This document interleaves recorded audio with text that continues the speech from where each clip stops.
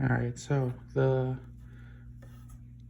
YouTube cut off the recording of the video. Basically, right at the exact point of it was going to do that, it worked. So here, I'll show you the second half of this, and we'll just talk a little bit about the kind of concepts here of the lighting, right? So again, we have our light source coming from this way, right? And so the way you want to think about these shadows falling is that, they're with the light coming from here, right?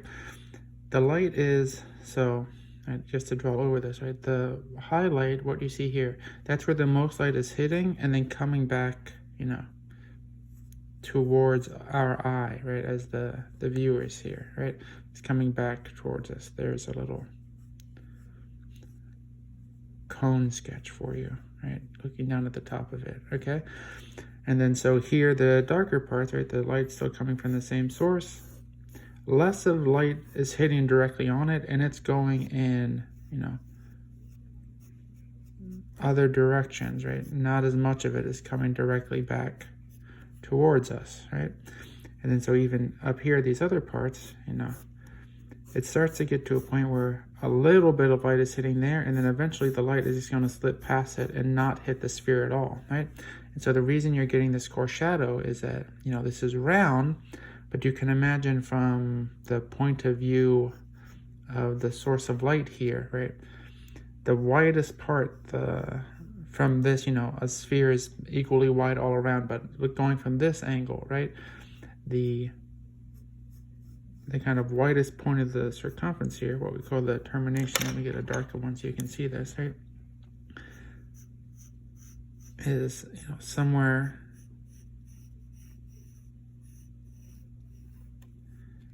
in here, right?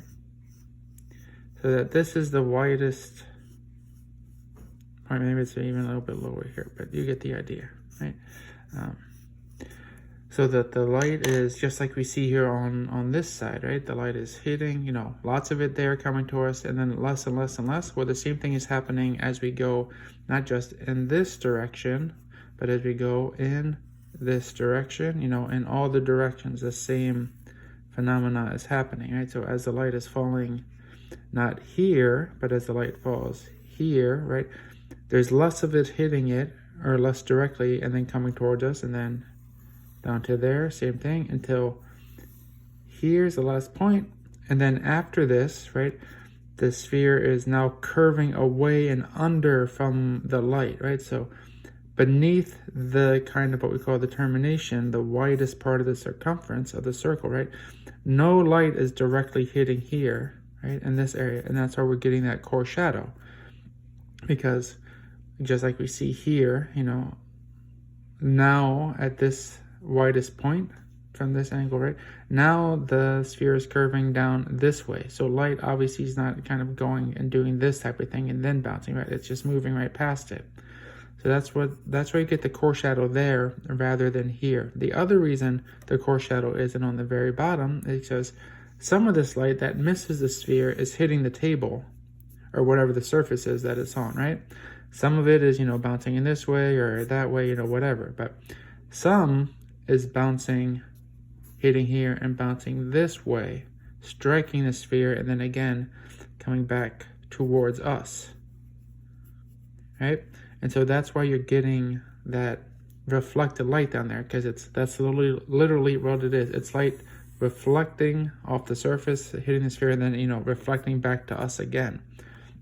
So you have the highlight there, right, and the sphere turning in all these directions, right, moving away from the high point, if the high point is now here in the highlight there from this point of view, right? So you have, again, the broadest point of the circumference, the termination there, right, before it starts to, again, curl back underneath there, right? Just like we saw here, right? It's getting wider, up, getting more narrow, right, as it's going that way, right? That's, again, only from our perspective. So if you had obviously if the light source was coming from this way, then the coarse shadow would be over here, because from this point of view, right, this is now the high point, and so the widest point is going to be, the circumference of it is going to be somewhere over here then instead, right?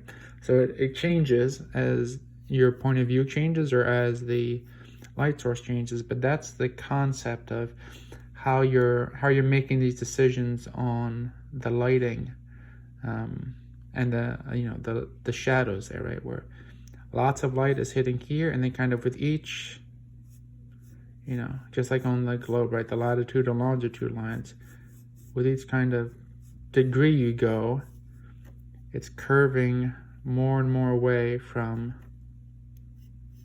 the direct aim of the light. Now, if you're just using like a laser beam or something, right, obviously that's just going to light one little point there and the rest, but normal lighting, with a single light source, this is how it works, right? If you have multiple light sources, you're increasing the complexity, because then you're having something coming this way, so now you're going to have light here and a cast shadow, cast in a different direction this way.